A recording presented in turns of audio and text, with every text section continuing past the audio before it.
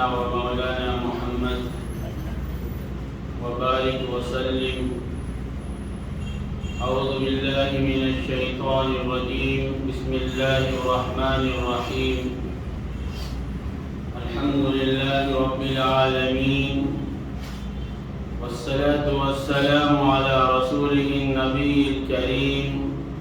أما بعد، فإن خير الحديث كتاب الله، وخير الهدي هدي محمد صلى الله عليه وسلم، وشر الأمور محدثاتها، وكل محدثة بدعة، وكل بدعة ضلالة، وكل ضلالة في النار، أو كما قال النبي صلى الله عليه وسلم.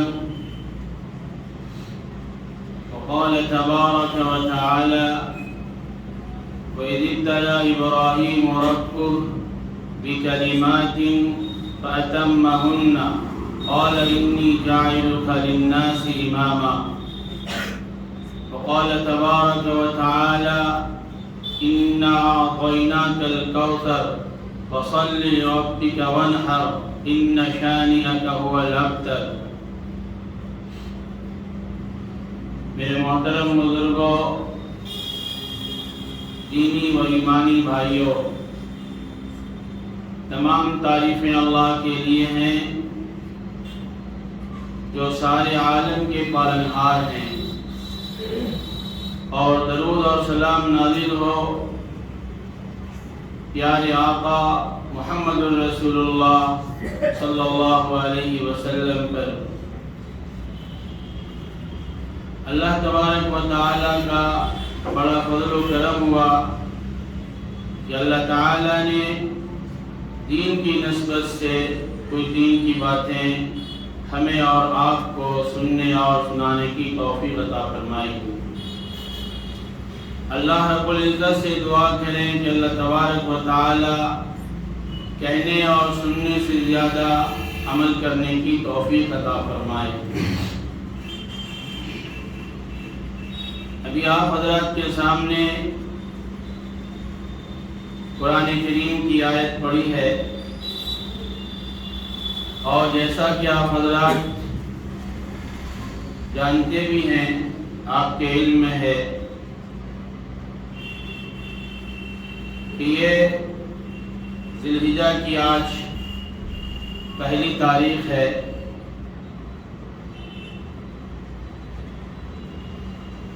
اور یہ ذی الحجہ کے بارے میں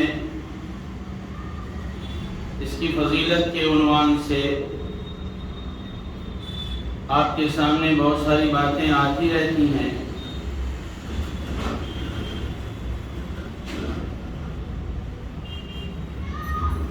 اسی مہینے میں اللہ تعالی نے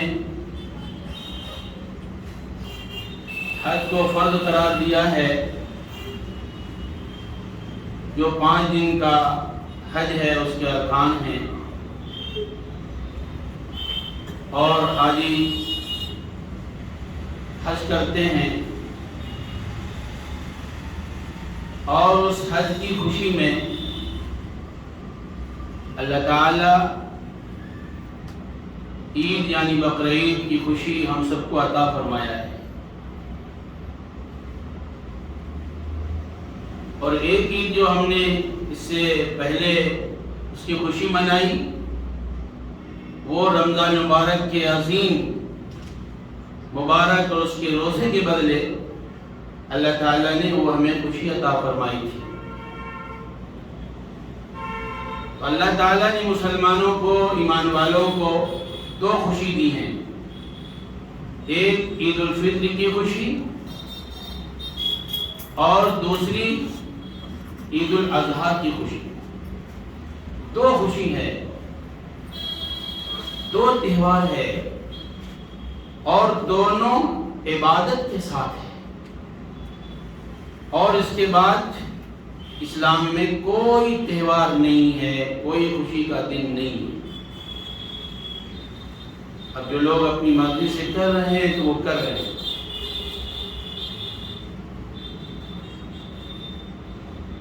اور 10 تاریخ کو، ذی الحجہ کی 10 تاریخ کو پوری دنیا کا مسلمان قربانی دیتا ہے۔ یہ قربانی کیا چیز ہے؟ یہ قربانی عربی کا لفظ ہے قربان کے، اردو میں ہم لوگ قربانی بولتے ہیں۔ قربان کہتے ہیں اللہ کی رضا کے لیے، اللہ کی خوشی کے لیے اپنی خواہشات کو دفن کر کے اللہ کی مرضی پر چلنا، اس کو کہتے ہیں قربان۔ اسی سے قربانی ہے، یہ فعلان کے وزن پر ہے، یعنی اپنے آپ کو اللہ کے سپرد کر دینا، اللہ کی رضا کے لیے اپنے آپ کو پیش کر دینا، یہ قربانی۔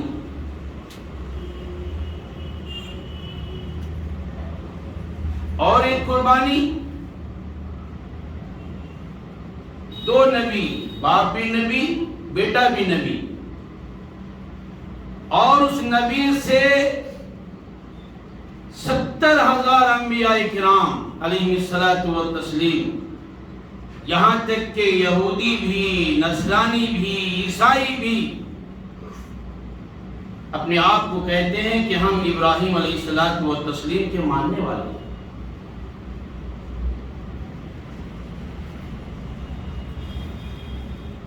یہ دنیا میں ایک عظیم قربانی ہے جو ایک دو باپ بیٹے کے ذریعے سے ادا کی گئی ہے، یہ عظیم مثال قربانی ہے۔ باپ بھی نبی ابراہیم علیہ الصلوۃ والتسلیم، اور بیٹا بھی نبی سیدنا اسماعیل علیہ الصلوۃ والتسلیم۔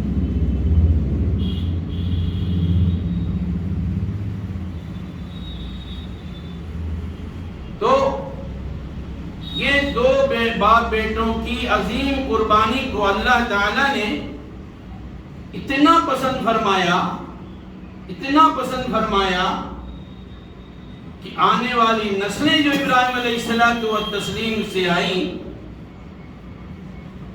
خود آقا انعامدار محمد الرسول اللہ صلی اللہ علیہ وسلم سے صحابہ نے پوچھا، اے اللہ کے نبی، ما اضاحی یا رسول اللہ، یہ قربانی کیا چیز ہے؟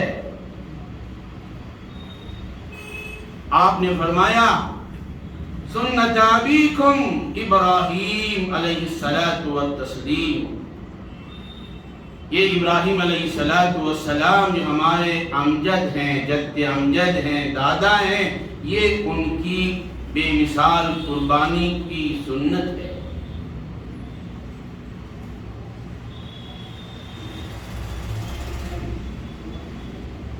اس چاند دیکھنے سے پہلی تاریخ سے لے کر 10 تک بہت سارے لوگ پوچھتے ہیں، ناخن کاٹ سکتے ہیں، بال کاٹ سکتے ہیں، زیر ناف صاف کر سکتے ہیں، تو یہ عمل 1 تاریخ سے قربانی تک یہ عمل مستحب ہے۔ جو قربانی کر رہا ہو اس کے لیے بھی، اور جو قربانی نہ کر رہا ہو اس کے لیے بھی۔ پہلی ذی الحجہ سے چاند نکلا، اس کے بعد سے، اس کے رات سے قربانی کے دن تک، جب تک آپ کی قربانی نہ ہو جائے، بال کاٹنا، مونچھ کا کاٹنا، سر کے بال کا کاٹنا، یہ نہ کاٹنا، یہ مستحب ہے، یہ مستحب عمل ہے۔ لیکن اگر کوئی کاٹ لیتا ہے تو وہ گنہگار بھی نہیں ہے۔ لیکن یہ عمل کیوں رکھا گیا؟ میں نے پچھلے جمعہ یہ بات کہی تھی کہ عاشق اللہ کے دربار پہنچ رہے ہیں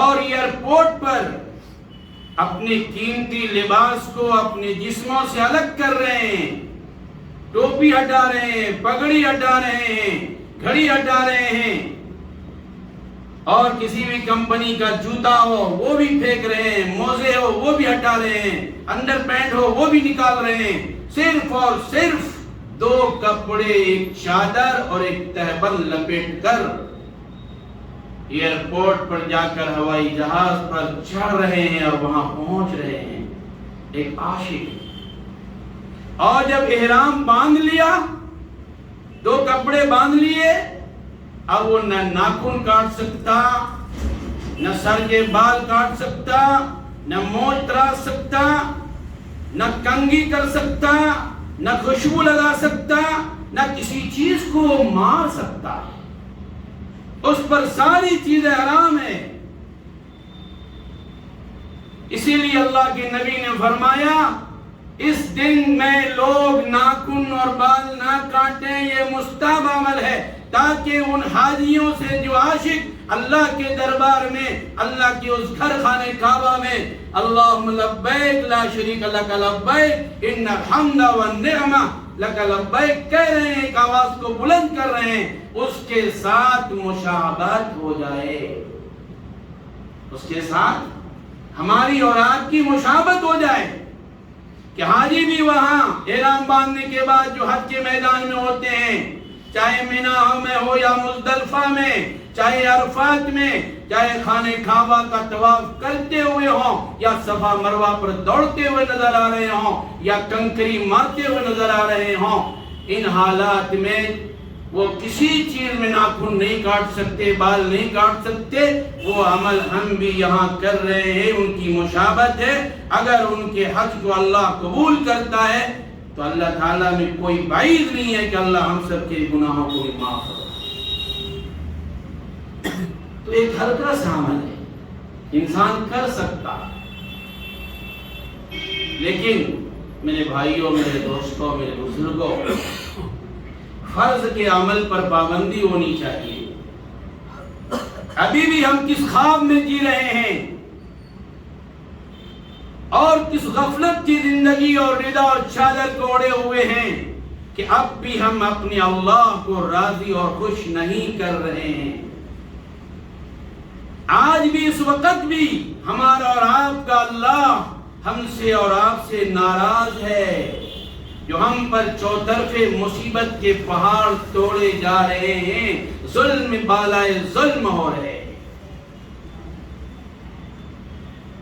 دوسری چیز، قربانی کس پر واجب ہے؟ قربانی کرنا یہ واجب ہے، ضروری ہے۔ ہمارے اور آپ کی سوسائٹی اور سماج میں، ہمارے طبقے میں ایک بات رائج ہے، میں خود قربانی کرنے جب لوگوں کا جاتا ہوں ابا کے نام سے کر دیجئے، پچھلے سال امی کے نام سے ہوا تھا، اگلے سال بڑے بھائی کے نام سے ہوا تھا۔ یہ قربانی نہیں ہے، یہ گوشت کھانا ہے۔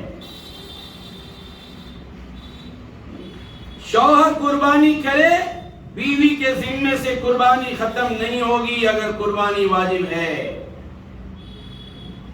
بیٹے نے قربانی دے دی، باپ سے قربانی، والد صاحب سے قربانی ثابت نہیں ہوگی۔ قربانی کے واجب ہونے کا ایک معیار ہے، اس معیار پر اگر پورا گھر اتر رہا ہو، عاقل و بالغ ہو، تو ہر فرد کے ہر فرد پر قربانی واجب ہے اور ہر فرد کو قربانی کرنی ہوگی۔ اس سال پیسہ نہیں ہے تو قربانی مت کیجئے۔ قربانی کے واجب ہونے کے لیے 5 شرطیں ضروری ہیں۔ نمبر 1، 7.5 تولہ سونا۔ نمبر 2، 52.5 تولہ چاندی۔ نمبر 3، آپ نے تجارت کے لیے بہت زیادہ سامان بزنس کا لا کے رکھا ہے، وہ مالیت میں کتنا ہے اسے دیکھنا ہے۔ نمبر 4، آپ کے گھر میں ضروریات زندگی سے زیادہ اگر کوئی سامان ہے اور وہ سامان 52.5 تولہ چاندی کے بقدر ہو رہا ہے تو آپ پر قربانی واجب ہے، تو آپ پر قربانی واجب ہے۔ یا 52.5 تولہ کے بقدر اگر کیس آپ کے پاس ہے آپ کے اس 10 دن میں بھی اگر آپ کے پاس آ گیا تو آپ پر قربانی واجب ہے، آپ کو قربانی کرنی ہوگی ورنہ آپ گنہگار ہوں گے۔ تو 5 شرائط ہم نے بتایا آپ کے پاس۔ 7.5 تولہ سونا آپ کے پاس ہے، 52.5 تولہ چاندی آپ کے پاس ہے، ضروریات زندگی سے زیادہ اتنا پیسہ ہے کہ آپ پر نصاب واجب ہو رہی ہے، یا اتنا مال آپ نے خرید لیا ہے، یا آپ کے پاس 52.5 تولہ کی قیمت کے برابر آپ کے پاس کیش ہے، پیسے ہیں، چاہے بینک میں ہو یا آپ کی تجوری میں ہو، آپ پر قربانی واجب ہے۔ اب سونا سے جا کر پوچھو کہ 52.5 تولہ چاندی کا پیسہ کتنا؟ تو آج کے اس دور میں جس دن قربانی کرو گے ایک دن پہلے آپ بھی پوچھ لینا۔ میں نے پوچھا ہے فون کر کے، آج بھی پوچھا ہے، ایک سونا سے میں نے فون لگایا، انہوں نے کہا کہ 46,000 کے لگ بھگ آپ کا جائے گا۔ اگر 40,000 پار کر گیا، آپ کے پاس قربانی کے دن بھی پیسہ رہا پاکٹ میں، آپ پر قربانی واجب ہے، سال اس میں گزرنے کی ضرورت نہیں ہے۔ زکوٰۃ میں تو یہ ہے کہ 1 سال گزرے گا تو 2.5%، لیکن قربانی کا مسئلہ ہے کہ اس دن بھی آپ کے پاس اتنا مال آ گیا کہ قربانی کی تاریخ ختم نہیں ہوئی تھی، تو آپ پر قربانی واجب اور ضروری ہے۔ اس لیے میرے بھائیوں اور دوستو، اگر ابو کے پاس ہے تو ابو الگ قربانی کریں گے، امی کے پاس مال ہے امی الگ قربانی دے گی، بڑے بھیا کے پاس پیسے ہیں وہ الگ قربانی دے گا، چھوٹے کے پاس الگ پیسہ ہے وہ الگ قربانی، اور بہو کے پاس الگ پیسہ ہے وہ الگ قربانی دے گی۔ میرے بھائیوں میرے دوستو، اور دوسری چیز بہت سارے ہمارے سماج میں کیا ہے، نفلی قربانی کرنا۔ آپ کر سکتے ہیں، شریعت اس کی اجازت دیتی ہے، لیکن پہلے اپنا واجب ادا کیجئے، اللہ نے پیسے دیے ہیں آپ ضرور دیجئے۔ حضرت علی رضی اللہ تعالی عنہ 2 مینڈے خریدتے تھے، اور سب سے عمدہ جو مینڈا ہوتا تھا حضرت علی اللہ کے نبی محمد رسول اللہ صلی اللہ علیہ وسلم کی ایصال ثواب کے لیے اس کے نام سے قربانی کرتے تھے، اور دوسرے مینڈے کی قربانی خود آپ دیتے تھے۔ تو آپ دے سکتے ہیں، ایصال ثواب کے لیے قربانی دے سکتے ہیں، نبیوں کے نام سے دے سکتے ہیں۔ خود اللہ کے نبی کے زمانے میں 2 اونٹ لایا گیا، اللہ کے نبی نے 1 اونٹ اپنے نام سے کیے اور 1 اونٹ قربانی دی، کہا وہ میری امت کے وہ لوگ جو قربانی نہیں کر سک رہے ان کے نام سے یہ قربانی۔ حالانکہ اس میں ایک مسئلہ بھی ہے کہ اگر ہم نفلی قربانی کسی کے ایصال ثواب کے لیے کر رہے ہیں تو وہ بھی قربانی آپ ہی کے نام سے ہوگی، لیکن ایصال ثواب اللہ ثواب پہنچانے والا ہے وہ پہنچائے، لیکن وہ قربانی بھی آپ ہی کے پیسے کی تھی، آپ ہی کی وہ قربانی ادا ہو۔ اس لیے میرے بھائیوں میرے دوستو، یہ عظیم قربانی، بے مثال قربانیاں ہیں جو ایک باپ 80-84 سال کا بوڑھا ہو کر اللہ رب العزت سے مانگا تھا، رب ہب لی من الصالحین، رب ہب لی من الصالحین، اے رب اے رب اے میرے پالنے والے خدا، میرے اللہ، میرے پاس کوئی اولاد نہیں ہے، اے اللہ مجھے اولاد عطا فرما دیجیے۔ مانگا تھا رب ہب لی من الصالحین، اے رب ہم کو نیک صالح اولاد عطا فرمائیے۔ نبی تھے ابراہیم علیہ السلام، اللہ نے بہت آزمایا ہے، بہت آزمائش دی ہے۔ اللہ خود قرآن میں کہتا ہے وَإِذِ ابْتَلَىٰ إِبْرَاهِيمُ رَبُّهُ بِكَلِمَاتٍ فَأَتَمَّهُنَّ قَالَ إِنِّي جَاعِلُكَ لِلنَّاسِ إِمَامًا۔ ہم نے ابراہیم تم کو بہت آزمایا ہے، تیرا بہت امتحان لیا ہے، تیرا بہت پریکشا لیا ہے، ہم نے بہت جانچا اور پرکھا ہے۔ وَإِذِ ابْتَلَىٰ إِبْرَاهِيمُ رَبُّهُ، لیکن ابراہیم علیہ السلام نہیں گھبرائے، بڑی سے بڑی طاقتوں سے ٹکرا گئے. نمرود کے اس بادشاہت خانے میں جا کر ابراہیم نے اپنی دعوت کو پیش کر دی ہے. نمرود کے اس آگ میں جانے کو اپنے آپ کو انہوں نے قبول کیا ہے. ہر مصیبتوں کو اور پریشانیوں کو ابراہیم نے اٹھا لیا ہے. اور کیوں؟ یہ دنیا کو ہمیں اور آپ کو دیا ہے میسج کہ تم میری نسلوں سے، میری نبی کے نسلوں سے، تم میرے نبی کی امت ہو گئے، آقا نامدار محمد رسول اللہ صلی اللہ علیہ وسلم کے.